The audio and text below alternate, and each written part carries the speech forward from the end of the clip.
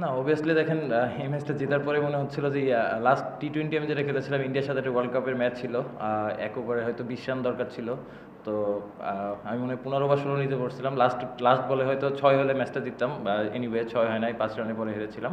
তো এটা আমার কাছে সবসময় একটা জিনিস বড় থাকে যে ওয়ার্ল্ড কাপের মতো এরকম সময় ওই ম্যাচটা আসলে যদিও 20 রান লাগতো, 20 রান অনেক রান, বাট তারপরে অনেক ক্লোজ গিয়েছিলাম। যদি শেষ করতে পারতাম ভালো লাগতো, বাট আলহামদুলিল্লাহ অবভিয়াসলি যেটা বললাম যে রেসপেক্ট দেওয়ার মালিক আল্লাহ। আর অবশ্যই আল্লাহর কাছে শুকরিয়া আদায় করতেছি টিমের জন্য কন্ট্রিবিউট করতে পারছি। শেষ ওভারে 26 রান, আপনি শুরুতে ভেবেছিলেন যে না, যখন আগের ওভারে যখন নেমেছি খুশদিল 2টা 6 মারলো, তখন ও বলতেছিল যে এই ম্যাচ জেতা সম্ভব। ইভেনচুয়ালি রাব্বি যখন আসলো লাস্ট ওভারে 26 রান লাগবে, রাব্বি ভাইয়ের সাথে কথা বলতেছিলাম কমিউনিকেশনটা। তো তখন রাব্বি ভাই বলতেছে যে তুমিই খেলো 6টা বল, তুমি যদি আমার কাছে মনে হয় যে ইনশাল্লাহ ভালো শেপে থাকলে মারতে পারলে হয়ে যাবে। তো তখনই আসলে ওই জিনিসটা আমাদের কমিউনিকেশন মাধ্যমে হয়েছে। তারপর যখন ফার্স্ট বল 6 হয়েছে তখন আস্তে আস্তে ওই বিলিভটা আরও বেড়েছে যে ইনশাল্লাহ সম্ভব। যে ঘটনাটা বলেছেন ক্রিকেটের নামকে জিজ্ঞেস করলো না যে একটা দেখা দিয়েছে, আপনারও কি কনফিউশন ছিল কিংবা আপনার মনে হচ্ছে যে আপনি আউট হয়ে যেতে পারেন? নর্মালি যে এরকমই হয় আর না, অবভিয়াসলি দেখেন ওই সময়টা যেটা হয়েছে কোনো ইন্টেনশনালি কোনো কিছু করা হয় নাই।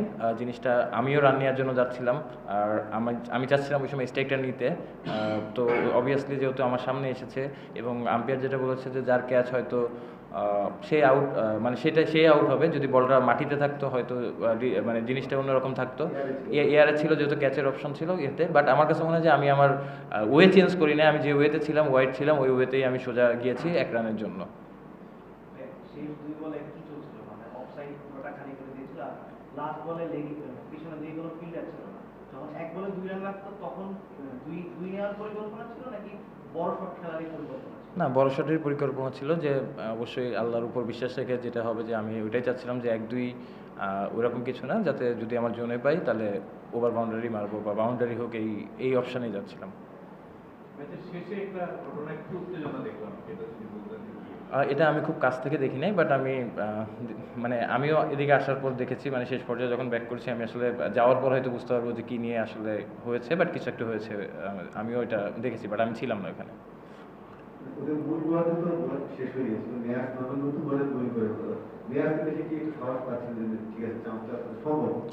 না, দেখেন বলার যেই থাকুক অবভিয়াসলি তাদের বোলিং এটা খুবই ভালো এবং 26 রান ছিল অনেক রানই, বাট যেটা বললাম যে রাব্বি ভাইয়ের সাথে যখন কমিউনিকেশনটা করতেছিলাম তখনই আসলে এই বিশ্বাসটা হয়েছে এবং অবভিয়াসলি আলহামদুলিল্লাহ, থ্যাঙ্কস টু আল্লাহ যে এরকম জিনিস একটা করতে পেরেছি ম্যাচের জন্য। নাহিদা নাকি গত ম্যাচে বড় কথা হয়েছিল আসলে, যে আসলে তাকে নিয়ে আপনার ওয়ার্কলোড ম্যানেজমেন্টে আসলে খুবই টায়ার্ড মনে হচ্ছে। গত ম্যাচে তার পেস মানে 140 নিচে ছিল ক্রমাগত, আজকে তো খুবই ক্লান্ত মনে হচ্ছে। না, এটা অবভিয়াসলি আমরা ওইভাবে চিন্তা করছি কোচ ম্যানেজমেন্টের সাথে কথা বলে। যেহেতু আমাদের পেস বোলিং ব্যাকআপ আছে, তো আমরা অবশ্যই চেষ্টা করবো যাতে ঘুরায় ঘুরায় সবাইকে খেলানো যায়। লাইফে তো অনেক ইনিংসে আছে, এই ইনিংসটা মানে এই ছোট ইনিংসটা কি আপনি লাইফের সেরা ইনিংস হিসেবে রাখেন? না, ইনিংসটা দেখেন আমি যেখানে ব্যাটিং করি 20-30 সবাই ভুলে যায়। এটা নতুন কিছু না, এটা এরকম কিছু না, বাট হ্যাঁ অবভিয়াসলি সবথেকে বড় যে জিনিসটা টিমের জন্য কন্ট্রিবিউট করতে পারতেছি, এটা আলহামদুলিল্লাহ। এবং হ্যাঁ অবভিয়াসলি যেহেতু টিম জিতাতে পেরেছি, one of the best innings আমার।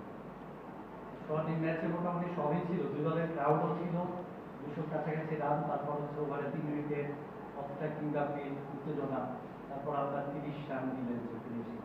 আইপিএল এই ধরনের আমরা ম্যাচ দেখি অনেক সময়, চেন্নাই মুম্বাইয়ের মধ্যকার যে লড়াইটা, সেটাকে আমাদের বিপিএল এ রংপুরে আর বরিশালের মধ্যে কিনা না। এরকম একটা কিছু হতে যাচ্ছে কিনা, এটা ক্রিকেটের জন্য কত ভালো একটা টুর্নামেন্টে যখন এই ধরনের ম্যাচ হয় দর্শকরা উপভোগ করবে।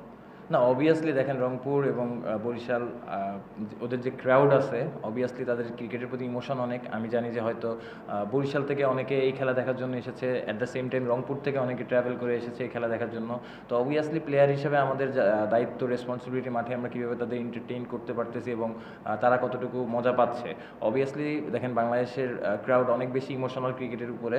তো এরকম যত ম্যাচ হবে আমার কাছে মনে হয় যে ক্রাউডটা আরও বেশি এনজয় করবে। আর অবভিয়াসলি ক্রিকেট জাস্ট একটা খেলা, এটার মাধ্যমে অনেকে এন্টারটেইন করে, অনেকের হয়তো লাইফের অনেক প্রবলেম থাকে, এই খেলার মাধ্যমে হয়তো ওই জিনিস ফ্রেশনেসটা আসে। তো আমাদের কাজ হচ্ছে ক্রাউডকে এন্টারটেইন করা এবং যতটুকু ভালো আমরা আসলে, অবশ্যই কোনো সময় খারাপ যাবে, কোনো সময় ভালো যাবে, বাট প্রসেস থাকে যে কতটুকু ভালো করতে পারি টিমের জন্য, এটা ইম্পর্টেন্ট। সোহান, একটা হচ্ছে বাইরের প্রশ্ন করি, সেটা হচ্ছে না কোনো কিছু শান্ত হচ্ছে যে টি-20 যতদিন তো ছেড়ে দিয়েছে।